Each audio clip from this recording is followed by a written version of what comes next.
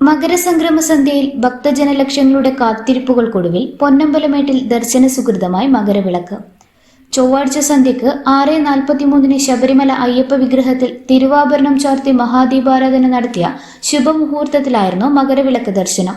പ്രാർത്ഥനാ നിർഭരമായ കൂപ്പുകൈകളുമായി നിന്ന ഭക്തർക്ക് 6:44 2 തവണ കൂടി മകരജ്യോതി ദർശിക്കാനായി. ഇതോടെ സന്നിധാനവും പരിസരവും പൂങ്കാവനമാകെയും ശരണം വിളികളാൽ മുഖരിതമായി.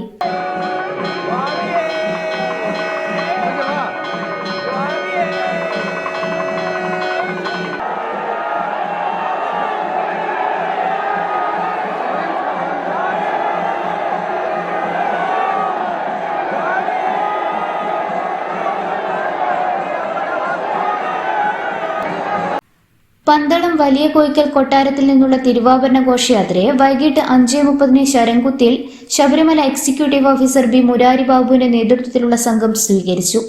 18ാം പടി കയറിയെത്തിയ തിരുവാഭരണ ഘോഷയാത്രയെ 6:30 കൊടിമര ചുവട്ടിൽ ദേവസ്വം വകുപ്പ് മന്ത്രി VN വാസവൻ, തമിഴ്നാട് ഹിന്ദുമത ധർമ്മസ്ഥാപന വകുപ്പ് മന്ത്രി PK Sekhar Babu, VK Sreekandan MP, Devaswom board president PS Prasanth, MLA മാരായ പ്രമോദ് നാരായണൻ, അഡ്വക്കേറ്റ് KU ജനീഷ് കുമാർ, രാഹുൽ മാങ്കൂട്ടത്തിൽ തുടങ്ങിയവർ ചേർന്ന് സ്വീകരിച്ചു. തിരുവാഭരണ പേടകം 18ാം പടി ബലിക്കൽ പുരവാതിലിലൂടെ സോപാനത്തെത്തിച്ചപ്പോൾ ശബരിമല തന്ത്രി കണ്ടർ ബ്രഹ്മദത്തൻ, മേൽശാന്തി S അരുൺകുമാർ നമ്പൂതിരി എന്നിവർ ചേർന്ന് ഏറ്റുവാങ്ങി.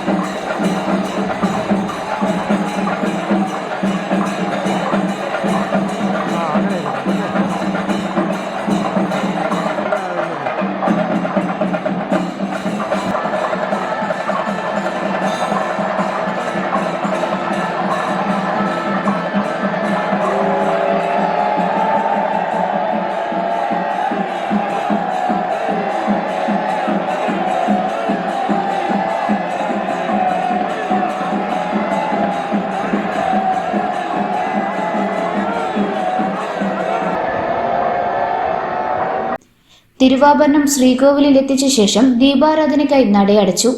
അയ്യപ്പന്റെ പിതൃസ്ഥാനീയനായ പന്തളം രാജാവ് പണിയിച്ച തിരുവാഭരണങ്ങൾ സന്ധ്യാദീപാരാധനയിൽ അയ്യപ്പനെ അണിയിച്ചു. ഈ സമയത്താണ് പൊന്നമ്പലമേട്ടിൽ മകരജ്യോതി ദൃശ്യമായത്.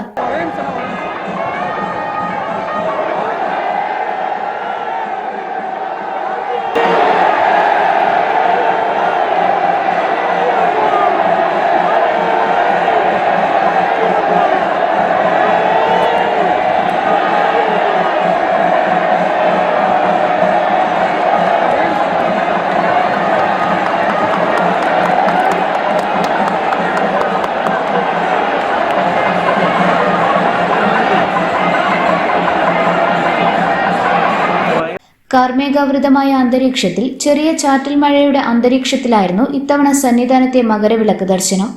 തുടർന്ന് തിരുവാഭരണം അണിഞ്ഞുള്ള ദർശനവും ആരംഭിച്ചു.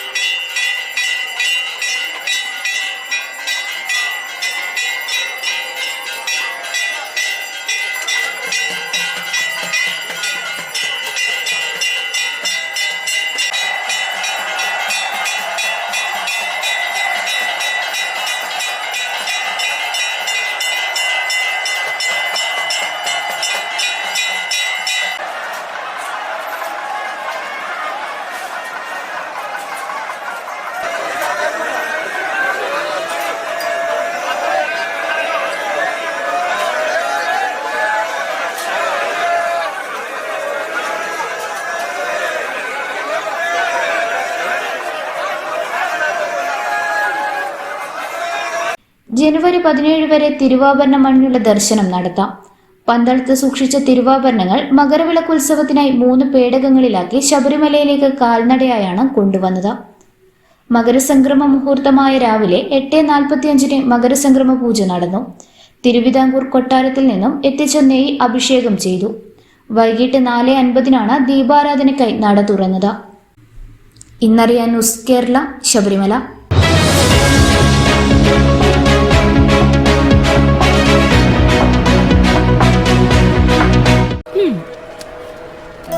ടീച്ചറെ, ഇത് നമ്മുടെ ഫാമിലിയിലെ വെഡിങ് ഫെസ്റ്റിവൽ ആണ്.